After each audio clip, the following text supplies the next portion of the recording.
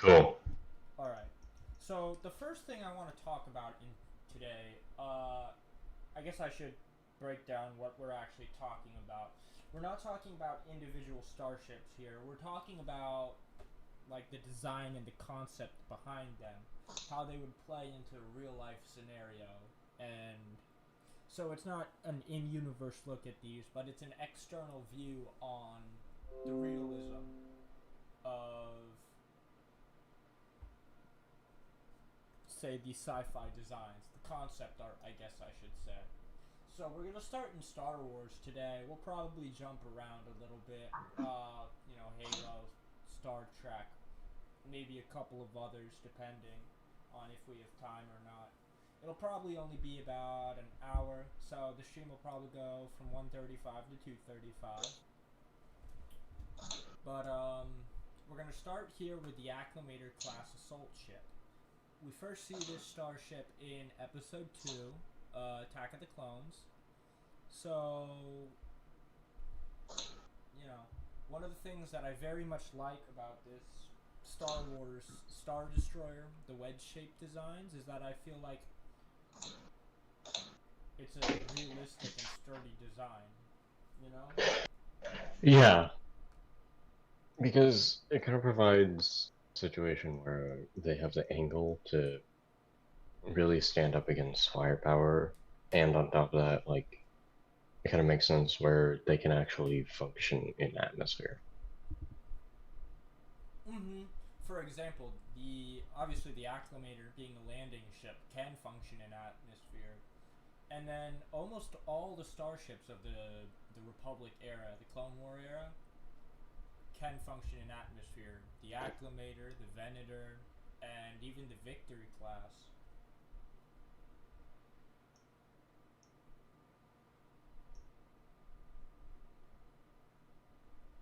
Do we see the ship in any of the movies? We do Episode 2, Attack of the Clones. And then, of course, Yeah, I believe it's near the end of the film. it's during the landing, the Great Assault, the Battle of Geonosis. Hmm. Yeah. And then, of course, we see it throughout the Clone Wars series. And I believe the Bad Batch as well, but I have not yet started the Bad Batch. I am waiting until there's at least one season done. I like to kind of binge watch. I don't want to watch one episode at a time, you know? Fair Yeah. enough. But the nice thing about these Star Wars ships designs is I just find that, we can hop around, obviously. And then we also have the Venator,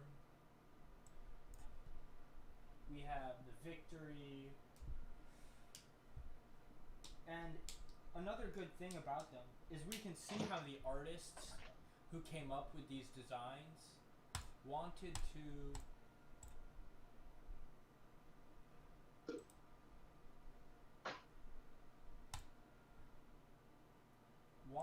show an evolution to the design.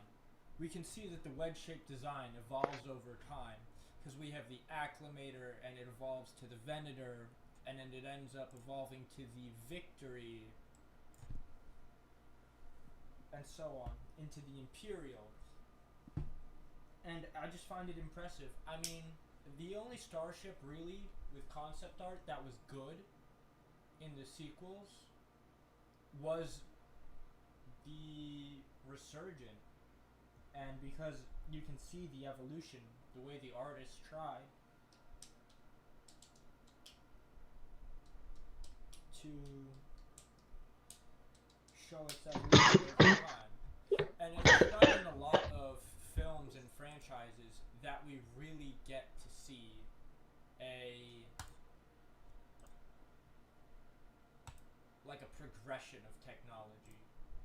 And I feel like that's the one thing that I really enjoy about some of these. Because we have the Acclimator here, and then you can see the Venator. It's got the two for, it's a carrier, so it's got one for starfighters and it's got one for actual ship procedure.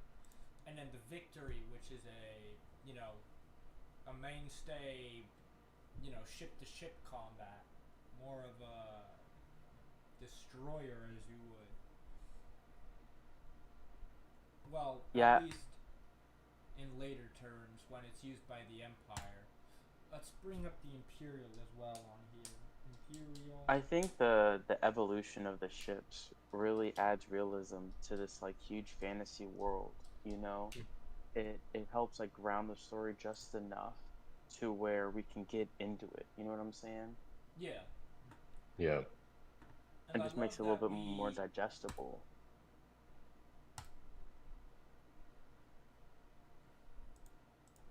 And Oh, then. yeah, I mean, if you're somebody who's seen the original trilogy, for instance, and then you get into prequels and you see a ship that looks pretty similar to the Imperial Star Destroyer that you're used to being kind of the bad guy ship, it helps kind of cement how the Republic turned into the Empire.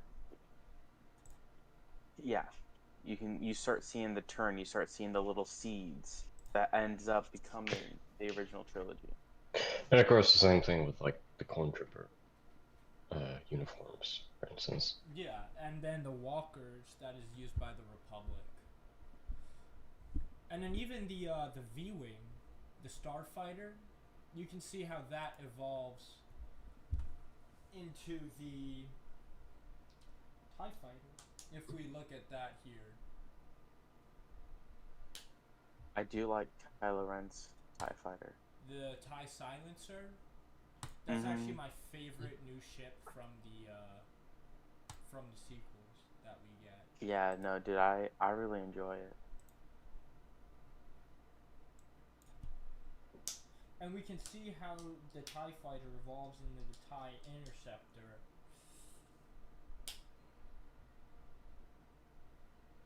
It's just impressive the way that these artists were able to show the evolution of technology over time in this universe. Mm-hmm. And then, I mean, even in the new Mando series, we see that you can tell the technology is advancing from when the Empire originally collapsed.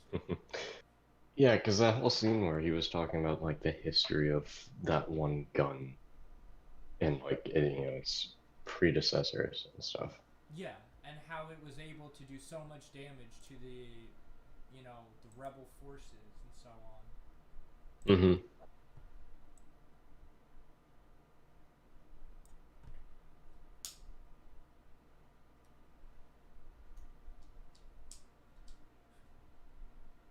I feel like though there was a lot more they could have done. Okay, I think my keyboard is broken because it keeps putting sixes in every time I try to hit the N button. Oh, it's also not letting me delete anything. Okay, then You yeah, do. but we can see the V-wing and the TIE fighter. Oh wow, that's a really not good image of the TIE fighter. Hold on.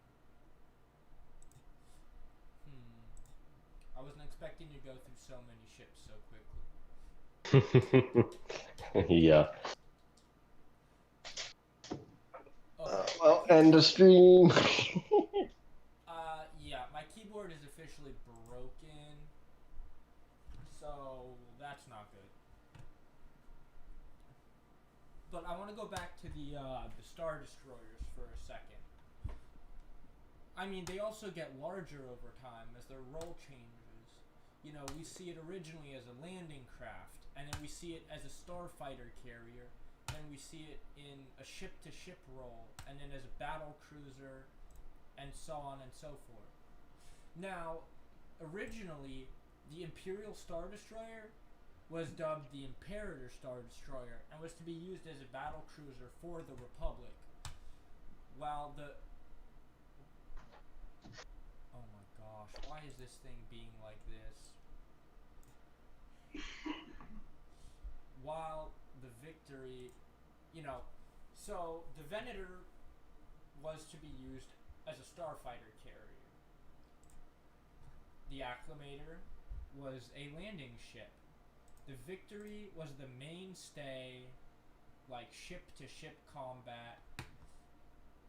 I guess a cruiser in a modern naval term.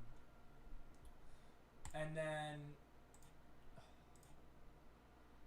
we see the Imperial, or the Imperator, depending on what time period in Star Wars we're talking about, as a battle cruiser, essentially a battleship to rival the larger Separatist warships. Because the Republic did have some, like, larger capital ships, but it didn't have many. And that's the major problem that the Republic ran into in the later years of the war.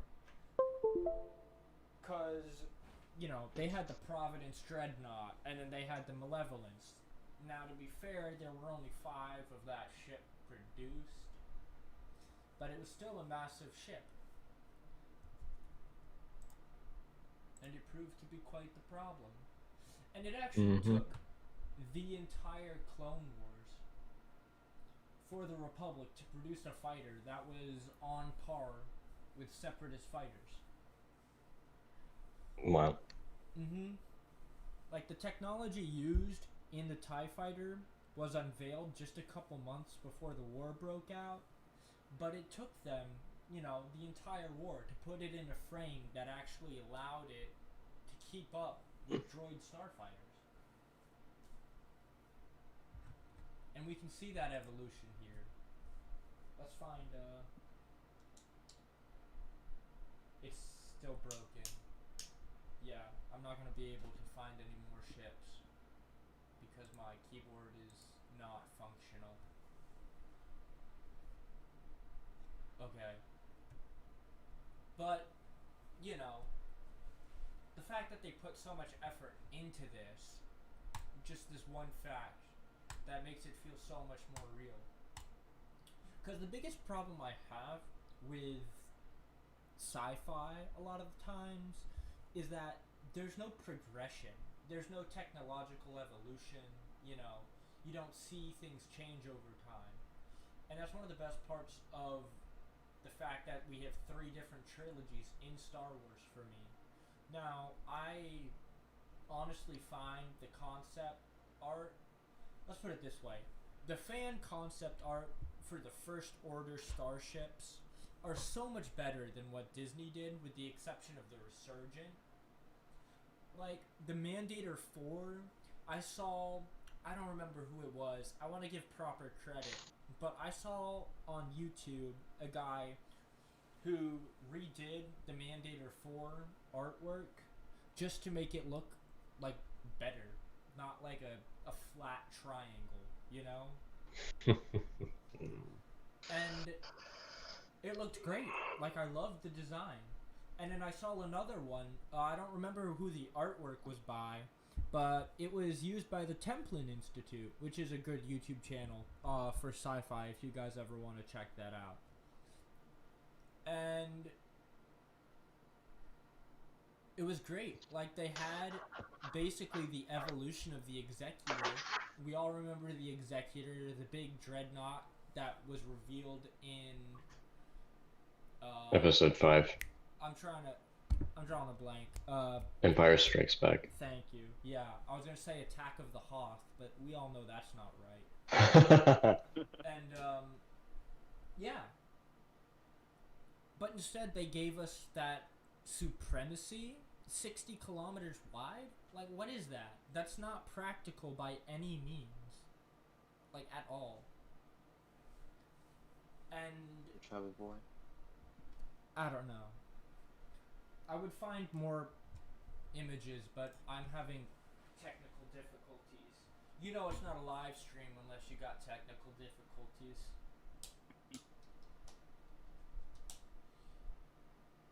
Yeah, see, this is what I'm talking about, dude. Whoa. What is that? You know what? I'm not even going to question it anymore. I guess.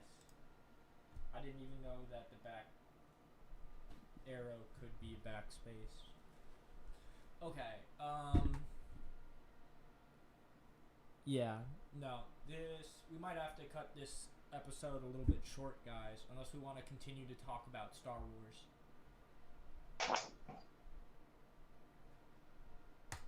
I mean, it's up to you guys.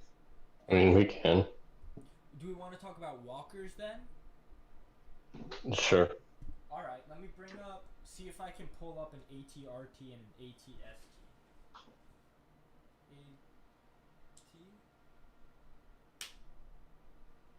ATRT? Hey! Finally, I can do something functional.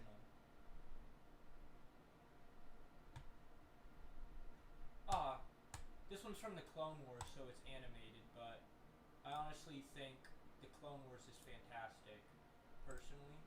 And then let's do the ATST as well.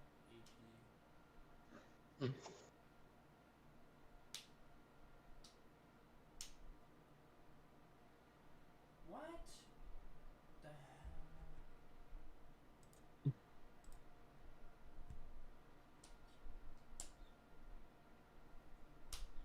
Please, please, please. I'm gonna try and find the one from The Mandalorian, because that was a really good one. I liked it a lot.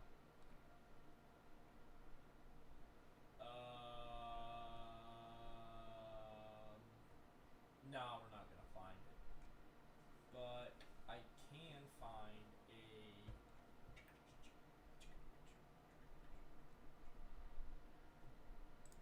Here's a good one.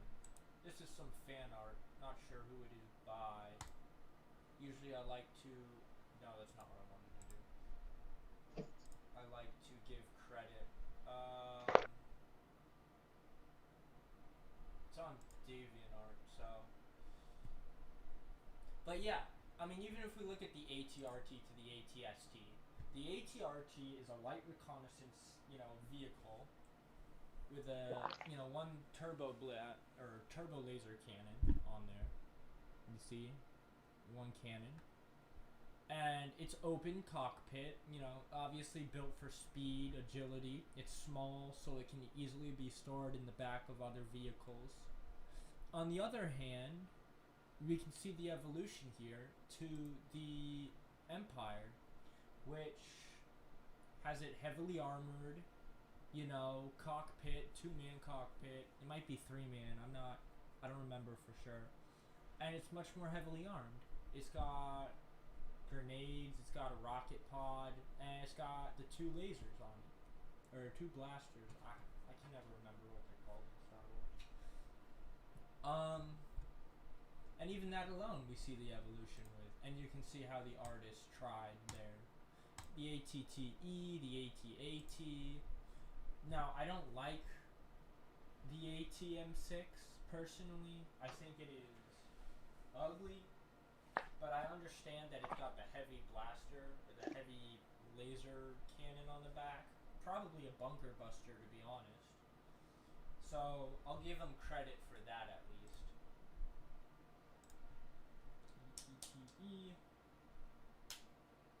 Here we go. Images. I'll pull up an image from the Battle of Geonosis in Attack of the Clones. And then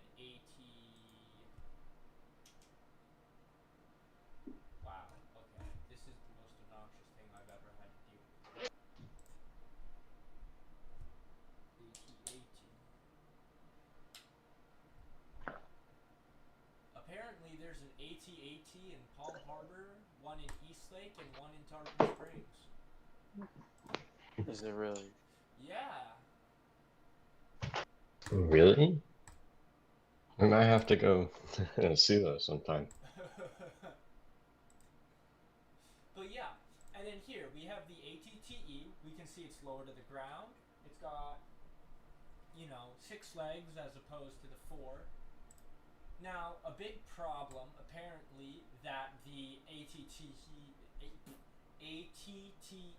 had during the Clone Wars was mines. Low to the ground, I could see how that would be an issue. And that's actually why the AT-AT was raised so high off the ground. Now, later on, they found that the height of it, combined with the legs, we see in the Battle of Hoth that it is an exploitable weakness of the design. But once again, we see the evolution there caused by technological advancement. I mean, some of the best advancements that we've seen in human history have been during wartime. I mean, the jet engine from a propeller engine. That was due to the necessity of an advanced aircraft during World War II. Can we be honest? The AT-AT's legs are a bit of a bad design, though, Yeah, because they're sort of just these really ridiculously long, lanky things, and they can only fit fucking bend forwards and backwards. Like, you would think they would at least be able to bend off to the sides, like if they have to, but they cannot. actually, they can a little bit. I think up to like 15 degrees, but you know, in relativity, that's not a lot. No. It's only enough to turn slowly.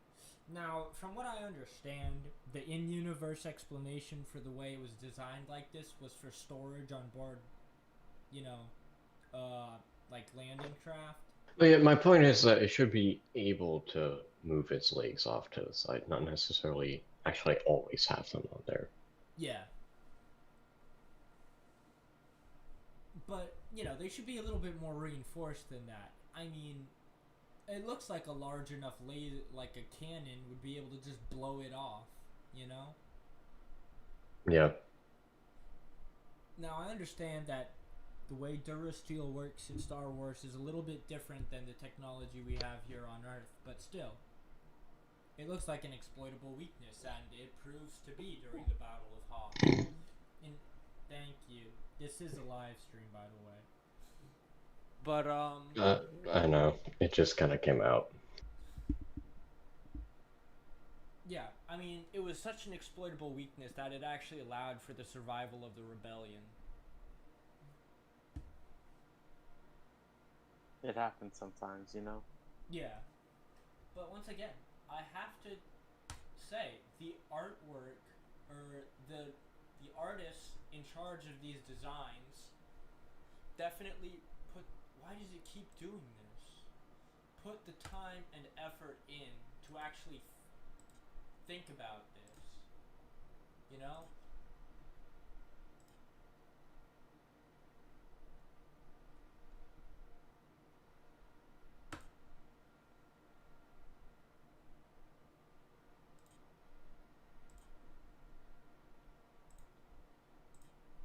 Now we don't really get to see the evolution of the droids, unfortunately. Now they did lose the war, but well, I guess we kind of do actually. If we remember from the Clone Wars, the IG whatever series it was it the IG-88s?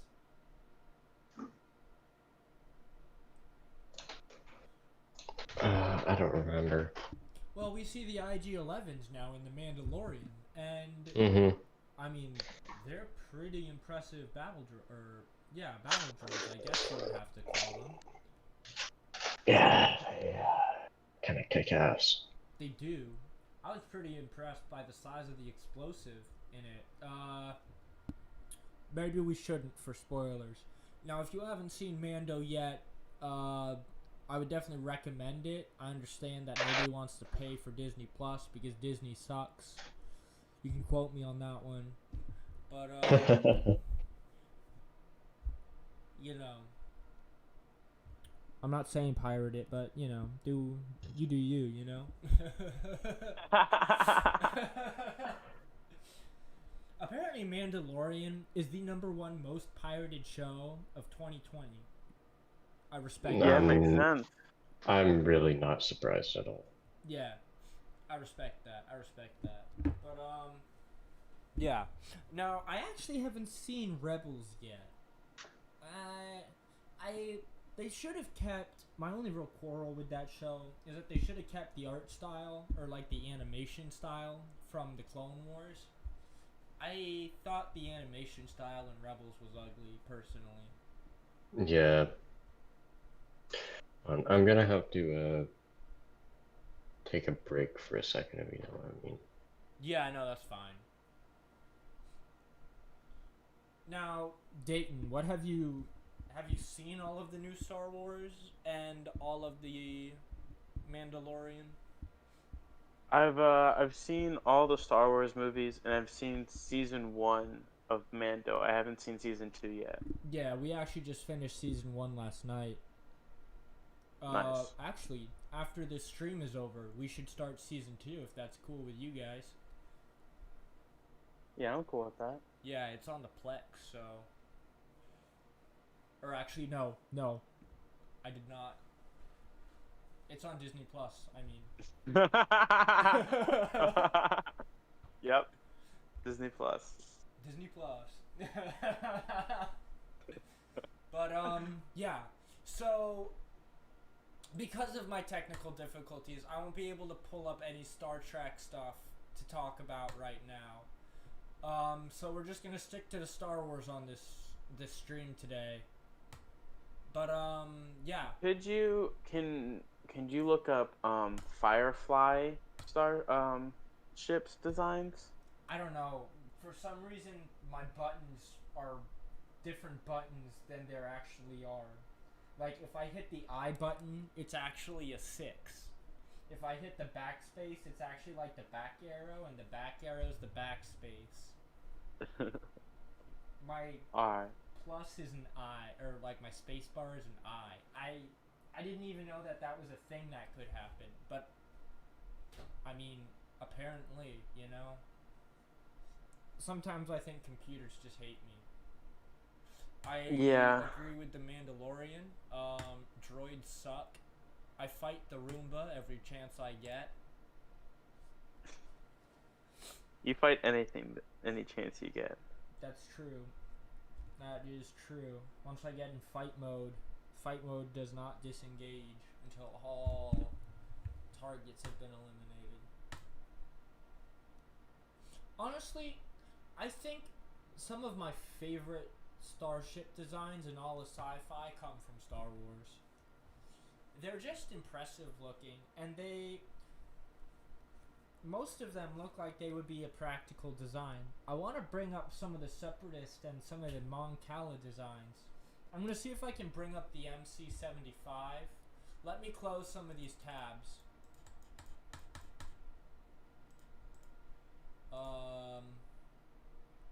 Because the MC-75 is the first one that we see in canon, right? And then it's the MC-80s. C-75. Oh my gosh, dude. What the hell? That's not working. And? Never mind. Apparently I cannot. I apologize. So let's try Providence.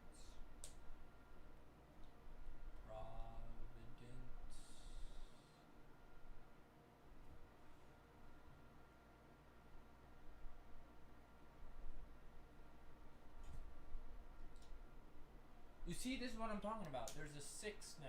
What the hell? Yeah, I don't know. Okay. I'm just gonna leave it here on the victory. Now, okay. What is your favorite starship design from Star Wars? I'll see if I can pull it up. I don't really have a favorite. I'm not. I just think they look cool. You know what I'm saying? I actually 3D printed a Victory too. So, the Victory class is a line. Now, I don't actually know if there's a Victory 3. I'm sure there is somewhere in Legends, but I doubt there's any images of it. And if there are, I'm sure they're fan-made. So, you know, if anyone wants to link in the comments an image of it and give credit to the creator, of course, that would be awesome. Now, oh, I forgot to give credit to the artists. Oh man. Alright. Now, you should be able to see everywhere I found it on the actual live stream, since I'm not editing any of it out. So, at least there's that. But, yeah. Now, the Victory 2 is my favorite.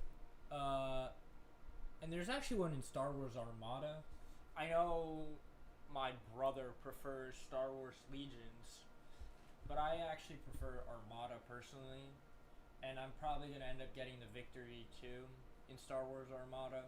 And then David, which is the man who stepped away for a moment, is talking about the Providence. Now, the Providence is actually also, well, it's a Quarren design, but Quarren design is influenced by Mon Cala designs because they share the same homeworld of Mon Cala. So if you compare it to the MC-80, which is the main rebel like cruiser that we see during the original trilogy, you can see, you know, the similarities in design there with kind of the bulbous pieces that stick out, parts of the hull, and so on. And I guess the MC-80s actually have a couple different designs. Apparently, every Mon Cala ship is unique because each Mon Cala ship is considered a piece of artwork.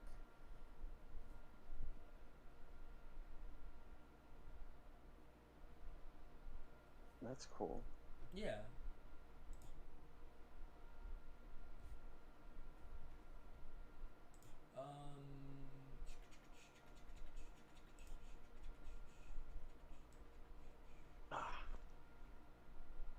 I really wish my keyboard. Yeah, I wish that we could see a couple other ships from other sci-fi uh like not like like Star Wars and Star Trek obviously, but like other I Sci-fi guess as I mean well. like I want to see like fireflies and We'll go over those eventually. I am just having technical difficulties at the moment. no, I understand. Yeah, I apparently need a new keyboard, so you know that's fun because there's always something breaking in my house. So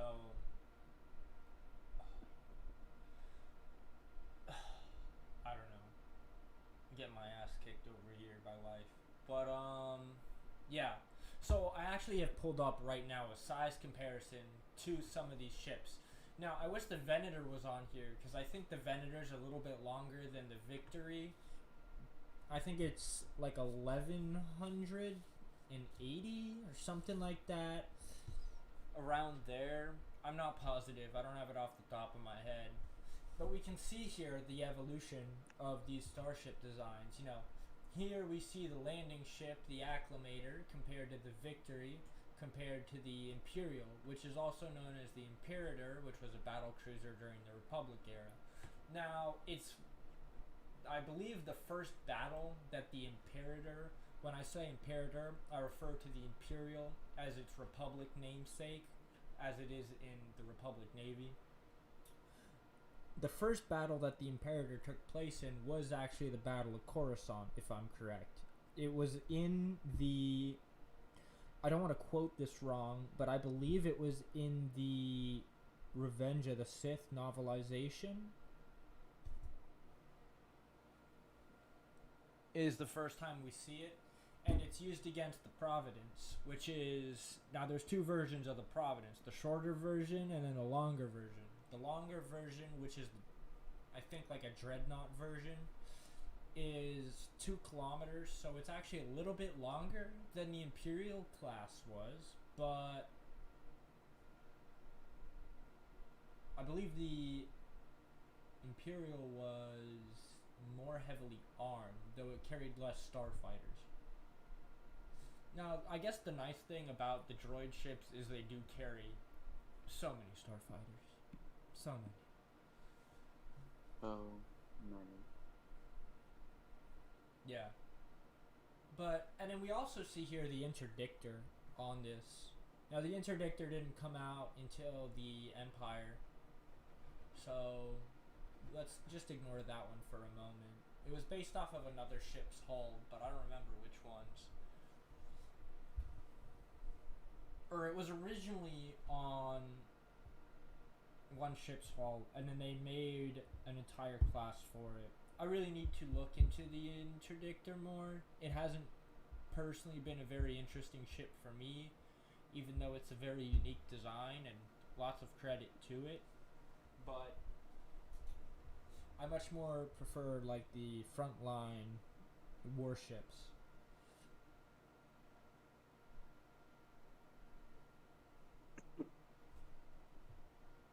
Now we'll Yeah, I don't know. we'll probably do another stream later on after I get a new keyboard apparently for some more of the sci-fi. I wanted to also go over Star Trek, Firefly, you know, Battlestar Galactica, a couple of others. Starship Troopers. Yeah, Starship Troopers. But I'm gonna have to cut it short. You know, I was gonna make this stream 2 or 3 hours long, but yeah. So we'll probably cut it down to about 45 minutes. End it here at 2:15. So I wanted to thank you guys for tuning in. If you had, cause oh wow, Inception there. But yeah, I'm sorry about those technical difficulties. I will try to link some of the artists or some of the images that I pulled up in the description or in a pinned comment down below. So if you guys have any questions or have any recommendations for other things to podcast about, go ahead, leave it in the comments. I'll look at them and we'll set that up for you guys. I usually stream on Sunday, so just stay tuned. Have a nice week, guys.